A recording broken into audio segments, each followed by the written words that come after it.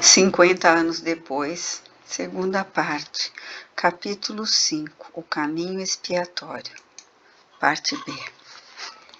Enquanto Silano arrebanhava os auxiliares destinados à empresa, Fábio Cornélio regressava ao lar, onde baldos se faziam todos os recursos médicos para despertar Alba Lucínia do seu torpor estranho. Movimentando todos os servos, Elvídio Lúcio tudo fazia para despertar a companheira. Como louco, seu coração diluía-se amargamente em torrentes de lágrimas, e era improficuamente que recorria às promessas silenciosas aos seus deuses familiares. Enquanto Atéria se sentava humildemente à cabeceira da antiga patroa, o tribuno desdobrava-se em esforços inauditos e Fábio Cornélio passeava de um lado para outro, agitado, no interior de um gabinete próximo, ora esperando as melhoras da enferma, ora contando as horas a fim de conhecer o resultado da comissão sinistra. Com efeito, de tarde, o emissário do censor, rodeado de soldados, e 2 companheiros de confiança que deveriam penetrar na residência de Cláudia, chegaram ao aprazível sítio, arborizado e florido, onde a antiga plebeia se entregava às suas meditações no doloroso outono de sua vida. A viúva de Lólio Úrbico passara o dia entregue a reflexões amargas e angustiosas, como se uma força misteriosa a dominasse. Experimentara as sensações mais tristes e incompreensíveis. Em vão, passeara pelos deliciosos jardins da principesca residência, onde as avenidas graciosas e bem cuidadas se saturavam dos fortes perfumes da primavera. Sentimentos estranhos e intraduzíveis sufocavam-lhe o íntimo, como se o espírito estivesse mergulhado em amaríssimos presságios. Buscou fixar o pensamento em algum ponto de referência sentimental, e todavia o coração estava indigente de fé, qual deserto adusto. Foi com a alma imersa em penosos cismares que viu aproximar-se com grande surpresa o destacamento de pretorianos.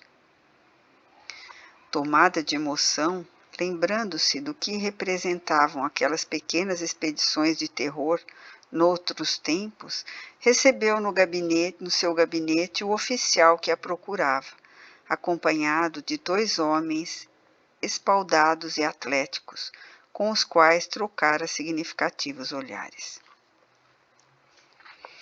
Ao que devo a honra de vossa visita? Perguntou depois de sentar-se, dirigindo a Silano um olhar de curiosidade intensa.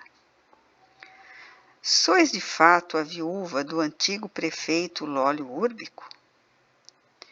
Sim, replicou interpelada com displicência.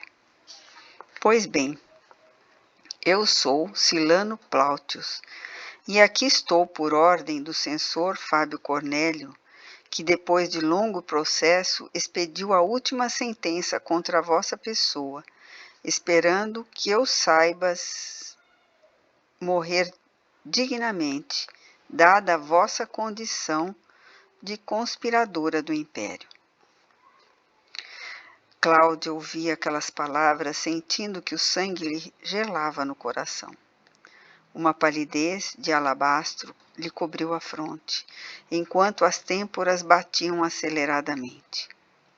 Estendeu precipitadamente as mãos a um móvel próximo, tentando utilizar uma grande campainha, mas Silano deteve-lhe o gesto, exclamando com serenidade: é inútil qualquer resistência. A casa está cercada.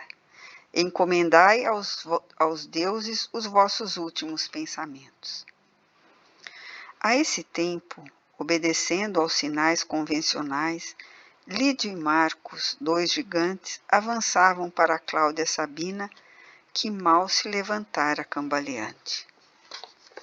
Enquanto o primeiro a amordaçava impiedosamente, o segundo avançou, cortando-lhe os pulsos com uma lâmina acerada. Cláudia, todavia, sentindo o horror da situação irremediável, entregava-se aos verdugos sem resistência, endereçando, porém, a Silano um olhar inesquecível. Fosse, contudo, pelo pavor daquele minuto inovidável, ou em vista de qualquer emoção irresistível e profunda, o sangue da desventurada não vazava das veias abertas. Dir-se-ia que a abrasadora emoção sacudia todas as suas forças psíquicas, contrariando as leis comuns das energias orgânicas. Ante o fato insólito e raramente observado nas sentenças daquela natureza, e observando o olhar angustioso e insistente que a vítima lhe dirigia, como a suplicar que a ouvisse, o oficial ordenou que Lídio sustasse o amordaçamento a fim de que a condenada pudesse fazer as suas recomendações e morresse tranquila. Aliviado do arroxo, Cláudia Sabina exclamou em voz soturna: Silano Plautius, meu sangue se recusa a vazar antes que te confesse todas as peripécias da minha vida. Afasta os teus homens deste gabinete e nada temas de uma mulher indefesa e moribunda. Altamente impressionado, o filho adotivo de Quinéio Lúcio ordenou aos companheiros se retirassem para uma sala próxima, enquanto Cláudia, a sós com ele, atirou-se-lhe aos pés com as veias gotejantes, dizendo amargamente: Silano, perdoa o coração miserável que te deu a vida. Sou tua mãe, desgraçada e criminosa, e não quero morrer sem te pedir que me vingues. Fábio Cornélio é um monstro. Odeio. Meu passado está cheio de sombras espessas. Mas quem te fez hoje um matricida é mandatário de muitos crimes. O pobre rapaz contemplava a vítima tomado de doloroso espanto. Uma brancura de neve subira-lhe ao rosto, denunciando comoções íntimas. Todavia, se os olhos refletiam ansiedade angustiosa, os lábios continuavam mudos, enquanto a viúva de Lólio Úrbico lhe beijava os pés, desfeita em pranto. Então, era ali que estava o mistério de seu nascimento e de sua vida? Dolorosa emoção dominou, e Silano prorrompeu em soluços que lhe arrebentavam do peito saturado de angústia. Desde a morte de Quinéio, vinha alimentando o desejo de esclarecer o mistério do seu nascimento. Muitas vezes projetou constituir família e sentia-se desarmado perante os preconceitos sociais, pensando no futuro da prole. Em determinadas ocasiões, experimentava o desejo de abrir o pequeno medalhão que o venerando protetor lhe confiara nas vascas da morte, e, contudo, um receio atroz da verdade paralisava-lhe os propósitos. Enquanto as mais penosas reflexões lhe obumbravam o raciocínio, Cláudia, de joelhos, contava-lhe, detalhe por detalhe, a história dolorosa da sua vida. Estarrecido ante aquelas verdades pronunciadas por uma voz que se abeirava do túmulo, Silano inteirava-se das suas primeiras aventuras amorosas, do seu encontro com Elvídio Lúcio nos tumultos aventurosos da vida mundana, da sua incerteza quanto à paternidade legítima e da resolução de confiá-lo a Quinéio, onde sabia existir as mais carinhosas dedicação pelo nome de Elvídio, circunstância que garantiria ao enjeitado um ditoso porvir. Dos golpes da sorte posterior, desposando um homem de estado, de suas combinações com Fábio Cornélio em tempos idos, para a execução de sentenças iníquas no seio da sociedade romana, omitindo, porém, o drama terrível da sua vida em relação a Alba Lucínia. Sentindo que a iminência da morte agravava o ódio pelo censor que a determinara e por sua família, Cláudia Sabina, dando curso aos derradeiros desvios da sua alma, deixou transparecer que a morte de Lólio Úrbico, misteriosa e inesperada, fora obra de Fábio Cornélio e seus sequazes, ávido de sangue, a fim de acarretarem a sua ruína. Nos últimos instantes, levada pelo negrume do seu ódio tigrino, não vacilara em arquitetar o derradeiro castelo de calúnias e mentiras para levar à desolação a família detestada. Aquelas terríveis confidências soavam aos ouvidos do oficial como um clamor de vingança que reivindicassem esforços supremos. Todavia, em consciência, não lhe bastavam apenas as emoções para identificar a verdade. Necessitava de alguma coisa que lhe falasse a razão. Mas, como se Cláudia Sabina lhe adivinhasse os pensamentos, foi logo ao encontro das suas vacilações silenciosas. Silano, meu filho, Quinéio Lúcio não te confiou um pequeno medalhão que envolvi nas tuas roupinhas de enjeitado? Sim, disse o rapaz extremamente perturbado. Trago comigo essa lembrança. Nunca o abriste? Nunca. Nesse instante, porém, o emissário de Fábio revolveu uma bolsa que trazia sempre consigo, retirando o pequeno medalhão que a condenada contemplou ansiosamente. Aí dentro, meu filho, disse ela, escrevi um dia as seguintes palavras. Filhinho, eu te confio a generosidade alheia com a bênção dos deuses. Cláudia Sabina. Silano Plautius abriu o medalhão nervosamente, conferindo uma por uma todas as palavras. Foi aí que uma emoção violenta lhe abalou todas as faculdades. Acentuou-se a brancura de mármore que se estampara na fronte. O olhar inquieto e triste tomou uma expressão vítrea de pavor e assombro. As lágrimas secaram como se um sentimento lhe aflorasse na alma. Cláudia Sabina, sentindo-se nos derradeiros instantes, contemplava ansiosa aquelas transformações súbitas. Como se houvera sentido a mais radical de todas as metamorfoses, o rapaz inclinou-se para a vítima e gritou aterrado. Mãe! Minha mãe! Nas suas expressões havia um misto de sentimentos indefiníveis e profundos. Elas lhe escapavam do peito como um grito de saciedade afetuosa, depois de muitos anos de inquietação e de angústia. Recebendo aquela suprema e doce manifestação de carinho, na hora extrema, a condenada com a voz a extinguir-se falou. Meu filho, perdoe-me o passado vil e tenebroso. Os deuses me castigam, fazendo-me perecer às mãos daquele a quem dei a vida. Meu filho, apesar de tudo, amo essas mãos que me trazem a morte. O pupilo de Quinéio Lúcio inclinara-se sobre o tapete manchado de sangue.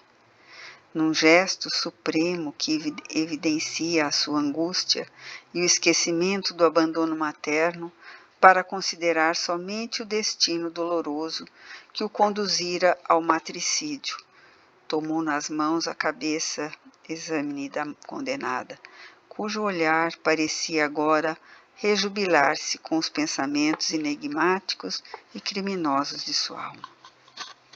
Verificou-se, então, um fenômeno interessante. Como se houvera satisfeito calmamente o último desejo, o organismo espiritual de Cláudia Sabina abandonava o corpo terrestre. Satisfeita a sua vontade psíquica, o sangue começou a jorrar em borbotões intensos e rubro dos pulsos abertos. Sentindo-se nos braços do oficial que a encarava alucinado, voltou a dizer em voz entrecortada: assim, meu filho, sinto que me perdoas. Vinga-me, Fábio Cornélio deve morrer. Os singultos da agonia não lhe permitiram continuar, mas os olhos enviavam a Silano as mais singulares mensagens, que o rapaz interpretava com apelos supremos de desforra e vingança. Quando um palor de cera lhe cobriu a fronte contraída num ricto de pavor angustiado, o mensageiro do censor abriu as portas, apresentando-se aos companheiros com a fisionomia transtornada. Seu olhar fixo e terrível parecia de um louco. No íntimo, as mais fortes perturbações mentais premiam-lhe o espírito desolado. Sentia-se o mais ínfimo e o mais desgraçado dos seres. Apenas com uma palavra de ordem, colocou-se a caminho de volta ao centro urbano, enquanto os servos dedicados de Cláudia lhe amortalhavam o cadáver entre lágrimas. Embalde, Lídio e Marcos, bem como os outros pretorianos amigos, lhe chamavam a atenção para esse ou aquele detalhe da empreitada, porquanto Silano Plautius mantinha um silêncio inflexível e sombrio. A ideia de que Fábio Cornélio lhe conhecia o passado doloroso, não vacilando em fazê-lo assassino de sua mãe, bem como as histórias caluniosas de Cláudia Sabina, à extrema hora, a respeito do censor e do seu procedimento do passado, provocaram-lhe uma perturbação cerebral intraduzível.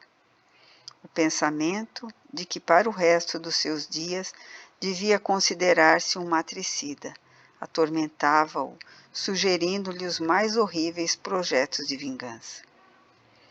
Dominado por sentimentos inferiores, acariciava um punhal que descansava nas armaduras, antegozando o instante em que se sentisse vingado de todos os ultrajes experimentados na vida. Era noitinha, quando penetrou no imponente edifício onde Fábio Cornélio o esperava, num gabinete soberbo e amplamente iluminado. O velho censor recebeu-o com visível interesse e, buscando isolar-se dos presentes, inquiriu-o num canto da sala. E então, que novas me trazes? Tudo bem? Silano fitava-o de olhos gáseos, como presa das mais atrozes perturbações. Mas que é isso? Insistiu o censor extremamente conturbado. Estás enfermo? Que teria acontecido? Fábio Cornélio não pôde prosseguir, porque sem dizer palavra, qual um alucinado em crise extrema, o oficial desembainhou o punhal celeremente, cravando-o no peito do censor, que caiu redondamente gritando por socorro. Silano Plautius contemplava sua vítima com as faces, terrível dos dementes, sem dar o mínimo sinal de responsabilidade. Na sua indiferença, viu o sangue do velho político escapar-se a jorros pela ferida entre a garganta e a omoplata, enquanto o ferido, nos estertores da morte, lhe dirigia um olhar terrível.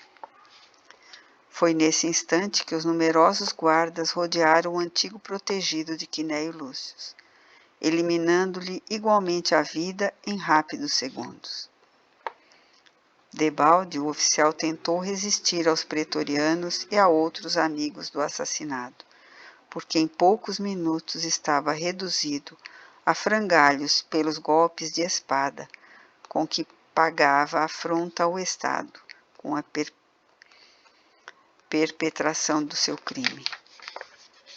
A notícia correu à cidade celeremente. Assistido pelos amigos mais dedicados, Elvídio Lúcio precisou invocar todas as forças para não fraquejar sob golpes dos rudes. Dada a situação delicada em que se encontrava a esposa, providenciou para que os despojos sangrentos fossem levados à residência com especial cuidado, a fim de que o quadro sinistro e doloroso não agravasse a moléstia de Alba Lucínia, na hipótese de suas melhoras após a síncope prolongada. Um correio célere foi despachado para Capua, chamando Caio Fabrícios e sua mulher a Roma imediatamente. Entre as preocupações mais acerbas e impossibilitado de comunicar o peso que lhe oprimia o coração a qualquer amigo, dadas as penosas circunstâncias familiares em jogo, o filho de Quinéio vertia lágrimas dolorosas ao lado da esposa entre a vida e a morte, enquanto Márcia assumia a direção de todos os protocolos sociais em sua residência para atender a quantos visitavam os despojos dos dois desaparecidos. Alba Lucínia despertara e, contudo, vagava-lhe no olhar uma expressão de alheamento do mundo. Pronunciava palavras ininteligíveis que Ovídio Lúcio daria a vida para compreender. Percebia-se que ela perdera a razão para sempre. Além disso, as síncopes renovavam-se periodicamente, como se as células cerebrais, à pressão de uma força incoercível, rebentassem vagarosamente uma por uma. Obedecendo aos imperativos da situação, o tribuno expediu ordens para que os funerais do sogro e do irmão adotivo se efetuassem com a celeridade possível, tanto assim que antes de uma semana chegavam da Campânia Euvídia e o esposo, sem alcançarem as cerimônias fúnebres, e penetrando no lar paterno tão somente para se ajoelharem à cabeceira de Alba Lucínia, que desde a véspera entrara em dolorosa agonia. A presença dos filhos constituiu para o tribuno um suave consolo, mas o seu espírito dilacerado figurava-se não haver consolação bastante no mundo para o coração humilhado e ferido. Tocado nas fibras mais sensíveis, via agonizar a esposa lentamente, como se um sicário invisível lhe houvesse cravado no coração acerado punhal. Diante da morte, cessavam todos os seus poderes, todas as suas dedicações carinhosas. Submerso num oceano de lágrimas, guardando entre as mãos frias da companheira, Euvídio Lúcio não abandonou o aposento, nem mesmo para atender ao apelo dos filhos recém-chegados. Pressentindo que a morte lhe arrebataria em breve a esposa idolatrada, conservava-se à sua cabeceira, dominado pelas meditações mais atrozes.